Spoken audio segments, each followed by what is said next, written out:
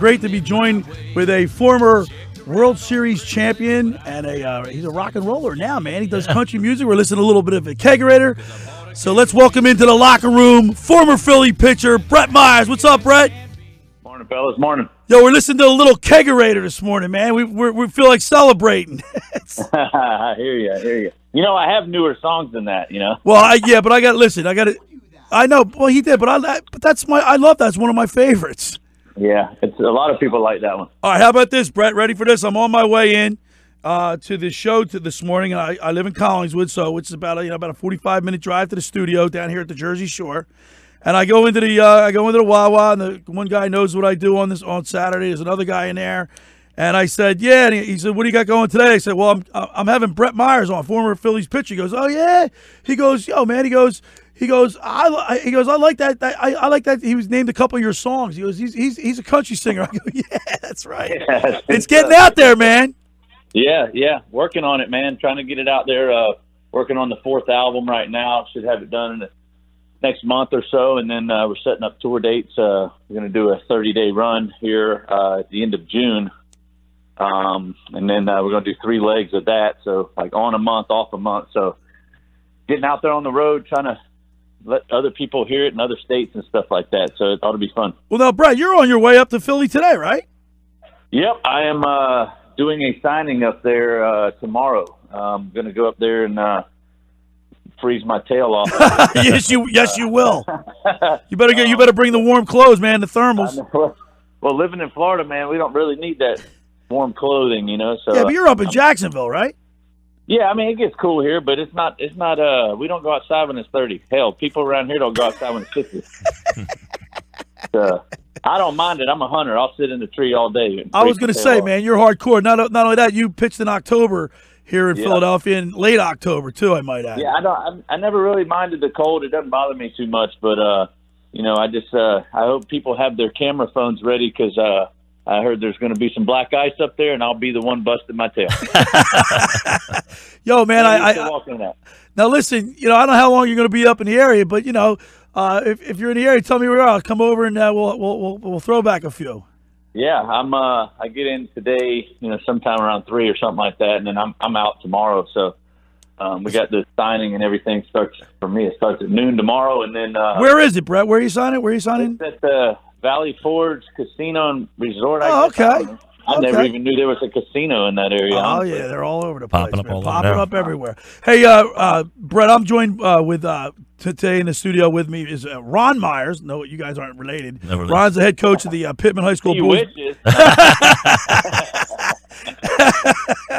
But you guys got one thing in common. You're both pretty tall. So, but he's the head coach of the boys basketball team, and we have Ron in here today.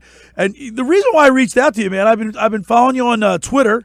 And I see that you're pretty excited. You've been. Did you just reconnect with Kyle Kendrick?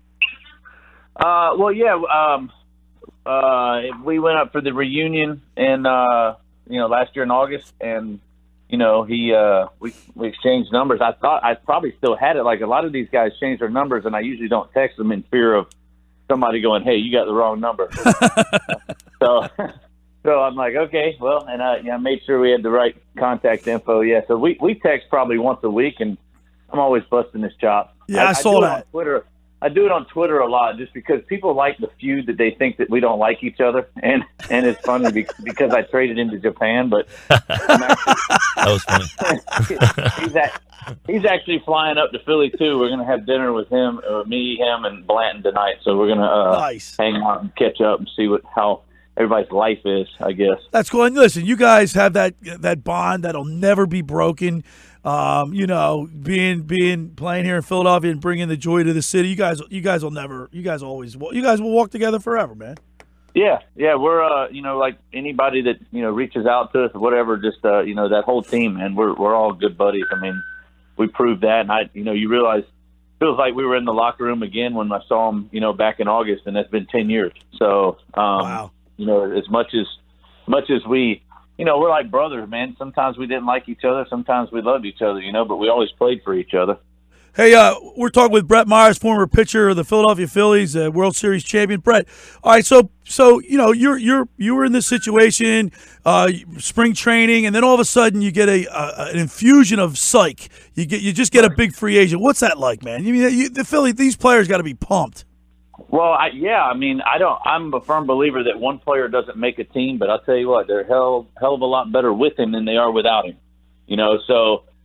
With that being said, I mean, it always gives you more excitement to have a guy then you got the other big, trades and signing other free agents. I mean, they're going to be a damn good baseball team and tough to beat. They have four guys that are all-star players that they didn't have last year. That's almost half your team. You know what? And you know what? You put veterans around young talent and watch that young talent take off too, and I think that we started out, we were like a homegrown team and added some key free agents and stuff in the offseason. And we turned out and won a World Series, even though that we weren't supposed to. But, we just had that bond. And I hope that this team, after meeting the guys last year, I could tell that these guys are bonded. They were doing some stuff that I wish I still was a part of after a win and stuff, which was great. I love to see it. It was a little strange because we weren't allowed to do some of that stuff they were doing, with all the craziness that was going on, but it was awesome, and they just bonded, and it was good stuff, and bringing in veteran guys and with the younger guys, and I think it's going to be great. I just hope for the fans will give the team a chance, and I'm sure they're really pumped now, thinking they're going to the World Series because they got Bryce Harper. But I looked at the other key signings bigger than this one because they added pieces to protect him, basically. Well, Brett, what do you think is the biggest factor going to be for this team to get over the hump? Because I know you guys were out of the postseason for, I think, 14 years before you finally made it. So what do you think that biggest factor is for these guys to get back to that postseason? Because they've missed the past few years, that hump to get over to get into the postseason. Well, like I said, for me, we had the taste in 2007 where we got there, and we went 3-0, and I think that made us. Yeah, I think that made us hungrier and got us wanting to come in next year and actually win the whole thing. Because once you get a taste of the playoffs, I'm telling you, there's nothing like it. There's nothing like it. The velocity goes up 4 or 5 miles an hour than it did during the season, and you don't even know why. It's just that extra adrenaline kick, and you watch guys throwing that average, 93, 94 all year, and they're throwing 98 in the playoffs, and obviously.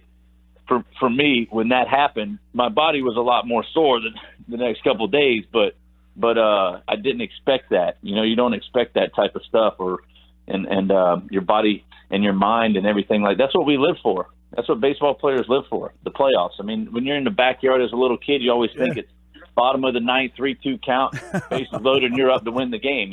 So I mean, I've been that way since I was a young kid. My kids do it now, and they try to put themselves in a big pressure situation, and those type of guys live for it. We're talking with Brett Myers, former World Series champion pitcher for the Philadelphia Phillies. He's got his rock and roll career going off. His Twitter is @BackwoodsRebel39. Keep up with Brett Myers on Twitter.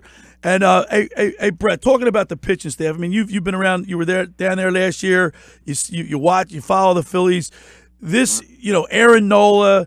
You have Arrieta, who's obviously a proven commodity. You have Eichhoff. You have Pivetta. These guys, now they got another year to gel. And you said they get a little bit better, a little bit more experience. How much does that experience factor play into this? Well, like I said, the more years that they have, and listen, I was lucky. Okay, later in my career in Philly. Early in my career, we didn't really have anybody that I could tag along with and get taught, stuff like that. And having Arrieta there for Nola and those younger guys and everything got to be a huge help for those guys. I mean, honestly, with me, Hamels, Blanton, Kendrick, and Moyer, like Moyer was like our daddy. I'm not. I mean, not because of his age, but because of his experience, and we would pick his brain day in and day out. And that's how we got better. Everybody's, saying that we didn't have a good pitching staff or whatever like that, and like our offense was awesome, and that's how we won games. But, down the stretch, I was pitching some close games, and so was Hamels and stuff like that. I mean, so So, with the experience of having Moyer around to teach us and help us with certain things was great. And I think Arrieta can do that for these kids. And Nola's just a freak. He's got some nasty stuff, man. And I'm sure that, him and at least for me, when I was playing, I always competed against Hamill, Blanton, and Kendrick because we would always talk trash to each other about, hey, man, go follow that, Like Hamill's go throw 7, I'd go try to throw 8. Right. Like we compete against each other in a friendly manner, because we knew we were helping the team, but we had a competition amongst each other as the starting 5 guys just to try to do better than the guy before. No matter what, it was fun, doing it, but it was no like animosity towards anything like that. But we would make it a game between us, even when we hit on the field. So you guys are really competitive with each other too. Hey, Brett, let's talk about Aaron Nola. You brought Aaron Nola up. I mean, he signs a contract for I believe $45 million. What is it? 3 years, 45. 4 years, $45 million. He could have probably got a little bit more, but he decided he wanted to be in Philadelphia. What's that say for the player or the team? I can tell you that comes down to not taking a risk of getting hurt and stuff like that. A lot of guys take that up front, as you never know what's going to happen. They took security. You take security, instead of going out and pitching this year and hurting himself, and then all of a sudden loses out on that deal.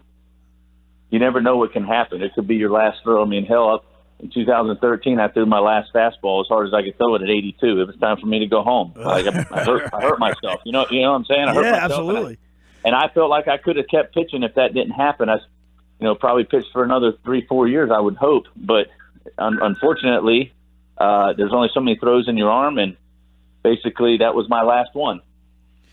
All right, Brett. Listen, got to let you roll here. You guys, you got to get on a plane. What do you see for the Phillies this year? How far can they take it? What is your prediction for the season? Honestly, I have no idea, because baseball is the weirdest game in the world, man. It could bounce their way. They could start out 0-5, and people go, "What the hell are we doing?" Right, why do we get Bryce Harper? Yeah, and then he could come out, Brett. He could come out, hit 215 with no homers and like 15 strikeouts in the first month, and you know how Philadelphia is. I will bet that he hits about 50 this year. Wow, 50 home runs. I love it, Brett. He went from Washington, which is not known as a hitter's park, to a hitter's park, and that was one of the big reasons he signed there. And that ball's going to fly out of there. I like that, Brett Myers, man, right on it. 50 home runs for Bryce Harper. All right, Brett. Listen, man, we're gonna let you roll. I know you got to get ready. Check out BrettMyersMusic.com. You can keep up to date with him on Twitter at Backwoods Rebel 39.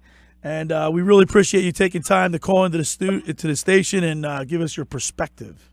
Yes, sir. Anytime. And real quick, you're going to be up at Valley Forge tonight, sign autographs from when to when? It'll be tomorrow from noon to 1:30. Okay, tomorrow noon to 1:30 at the Valley Forge Casino up there. And listen, man, we'll talk to you again soon. Yes, sir. All right, there's Brett Myers.